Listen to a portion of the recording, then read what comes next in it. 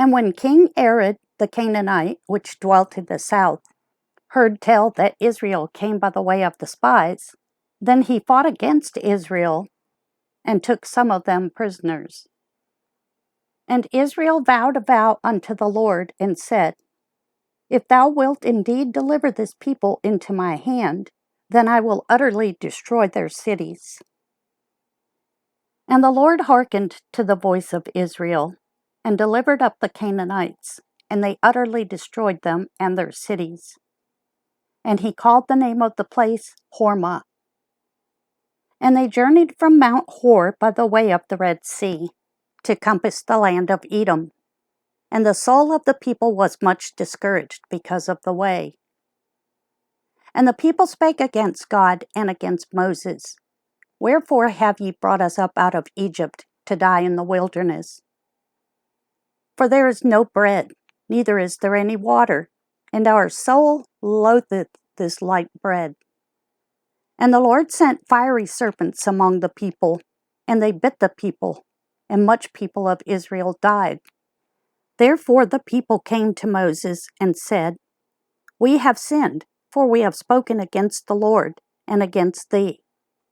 Pray unto the Lord that he take away the serpents from us. And Moses prayed for the people. And the Lord said unto Moses, Make thee a fiery serpent, and set it upon a pole. And it shall come to pass that every one that is bitten, when he looketh upon it, shall live. And Moses made a serpent of brass, and put it upon a pole.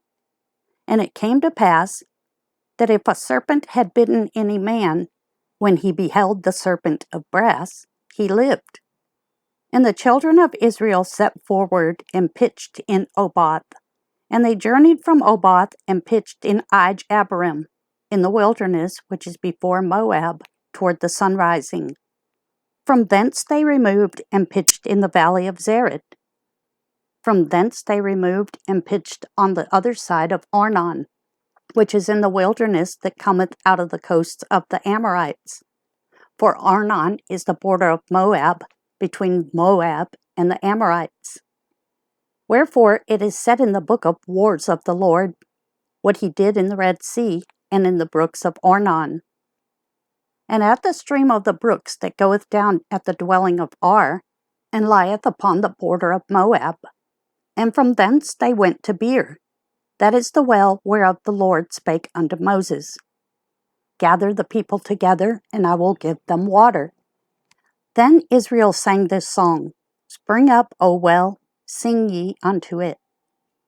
The princes digged the well, the nobles of the people digged it, by the direction of the lawgiver with their staves. And from the wilderness they went to Mattanah, and from Mattanah to Nahaleel, and from Nahaleel to Bamoth, and from Bamoth in the valley that is in the country of Moab, to the top of Pisgah, which looketh toward Jeshimon. And Israel sent messengers unto Sihon, king of the Amorites, saying, Let me pass through thy land. We will not turn into the fields or into the vineyards. We will not drink of the waters of the well, but we will go along by the king's highway until we bypass thy borders. And Sihon would not suffer Israel to pass through his border. But Sihon gathered all his people together and went out against Israel into the wilderness. And he came to Jahaz and fought against Israel. And Israel smote him with the edge of the sword, and possessed his land from Arnon into Jabbok, even unto the children of Ammon. For the border of the children of Ammon was strong. And Israel took all these cities, and Israel dwelt in all the cities of the Amorites, in Heshbon, and in all the villages thereof. For Heshbon was the city of Sihon, the king of the Amorites, who had fought against the former king of Moab, and taken all his land out of his hand, even unto Arnon. Wherefore they that speak in Proverbs say, Come into Heshbon, let the city of Sihon be built and prepared. For there is a fire gone out of Heshbon, a flame from the city of Sihon. It hath consumed Ar of Moab, and the lords of the high places of Arnon. Woe to thee, Moab! Thou art undone, O people of Chemosh. He hath given his sons that escaped, and his daughters into captivity unto Sihon, king of the Amorites. We have shot at them.